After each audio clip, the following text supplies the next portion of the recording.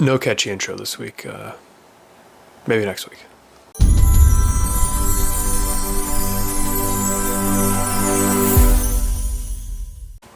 Hi, hello, how are you? This week I'm going to be showing you how the process I went through to make this really fun Deathstroke helmet. The file is by Do3D. It's very nice, it's very easy to print. It all came out really clean. I like the colors I chose, but yeah, I'm just gonna jump right into it. Before I go into the video, I want to show you how right here how I put the magnets in, because I didn't think it was gonna work, but it did work. So when I didn't think it was gonna work, I was just kind of testing it to record before I recorded anything, and then it worked really well. So I ended up keeping it. So real quick before, this is an older file, so this is kind of, I think this came out before magnet slots and all that were a big thing in the 3D printing community. So I had to create my own magnet slots. The way I did that was took a wood burner, just heated up the plastic, made a little hole with the plastic, tried not to go all the way through, especially on the faceplate, but I just went ahead and burned in the magnet, or burned in little holes and then glued the magnets in. There we go, sorry. And then I did the same thing. Luckily, this helmet, the top face overlays the back face, so this was a very easy helmet to do this on. A lot of other times you have to like create rafts and like build platforms for it to glue it on. No. This one, it just happened to work out that way. But this is the inside. The same thing, I just matched them up on the inside, burnt a little divot in there, put the magnet in, and then glued it in. Also, someone on my TikTok had asked me what it looks like from the inside, so you can't see without it being right up on the camera, but you can only see out of the one eye, in a true Deathstroke fashion. But enjoy this video of how I made this.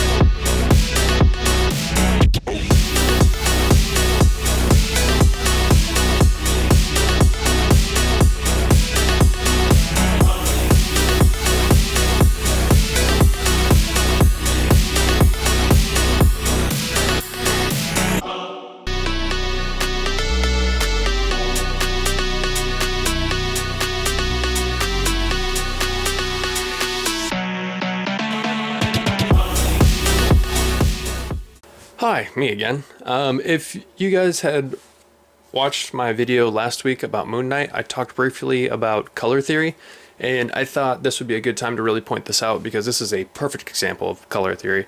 You'll notice that I used a dark sealer, and honestly the reason I used that dark sealer is because I was painting that Moon Knight helmet with this helmet. So I had used the sealer on that instead of mixing up more sealer at a lighter shade, I put it on, tried to see what it would look like, and you will see that it doesn't look good. I used a very dark sealer, and then putting orange on top of that just kind of made it look like a weird green. And if I would have just left it the way it is, it would have taken a lot of coats to cover to get the color that it is. So instead, what I did was painted it white. You'll see I put white down, so that way the next coat I put on was orange, and you will see a very drastic difference between a very dark sealer and then which would be considered your ground coat, or a very light ground coat, which would be this white. So I just wanted to take a moment, just talk about that and kind of show what I meant. If you didn't catch last week's video, talked about color theory a little bit and the importance of ground coats, but I thought this is a perfect example of that. So thanks. Back to it.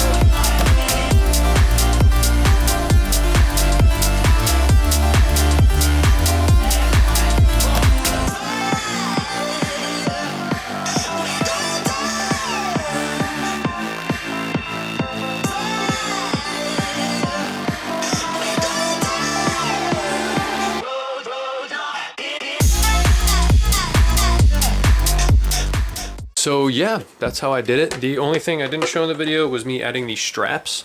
So I think the original file had called for you to use like leather straps to attach it. I honestly don't know how that would have worked. Magnets are so much easier, but I like the aesthetic idea. The file comes with two options, like paint on straps, like straps where it's built into the model for you to paint them on, or holes for you to add the straps. So I went ahead and add these elastic bands here, and then I just glued them in on the inside. And on the inside of helmets that I'm never going to wear, like the ones that just sit on my shelf, I don't finish the insides. If it's something I'm going to wear, I will put cloth or lining on the inside, or if something, I have made helmets for people, and when people buy them from me, I finish the insides, like line them with cloths and stuff to make them look a little nicer. But like ones like this are just going to sit on my shelf. I don't bother. It's not really my bag. But yeah, that's the straps. I just have these, like I have a roll of elastic. I got it on Amazon for something else. I don't even remember what I got it for, to be honest with you. But I have to be laying around, so I just glued the one side in, pulled it tight, and then glued the other side. I think it gives it a nice effect of like adding dimension to it. So whenever it's all together, adds a little bit of depth. It's not just black back here. I will put it on though, because someone in one of my videos asked me to see what it looked like on.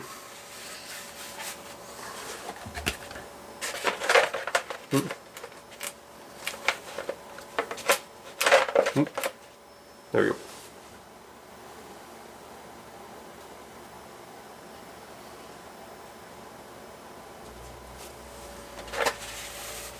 So yeah, I hope you liked the video. I don't know if you didn't, that's fine too, I guess.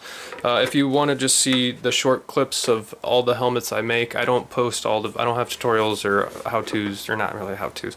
I don't document every process of every helmet I make, so if there's I make a lot of helmets that I don't show on my YouTube, so if these interest you, I post them all on my TikTok and Instagram. FerdX7 is my TikTok and Instagram. You can go over there, you can check out other ones that I've made that I haven't posted on here. But yeah, I think that's kind of the whole process. I don't really think I have anything else to say. I like the colors, I like the way it popped. Next week I'm going to be showing you how I made this Darth Vader. Loved it. Again, file by Do3D. But yeah, if there's anything you guys want to know, I kind of have just been making these videos and just kind of showing the highlights of stuff, not really going too in depth, because I don't really think people really care to know about the in-depth stuff. But I try to make a point to talk about the important things that I think are important. But if there's anything you guys want to know that I'm not really covering, don't be afraid to ask, and I can make sure to cover it in future videos and answer it better.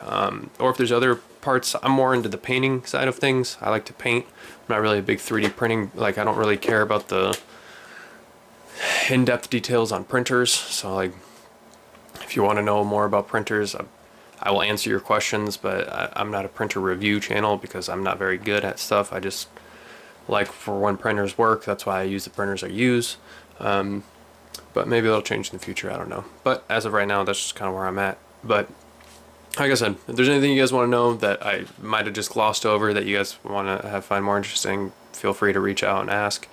And I'll try to make sure to answer it and then cover it in future videos. But yeah, I appreciate you stopping by. I hope you enjoyed it.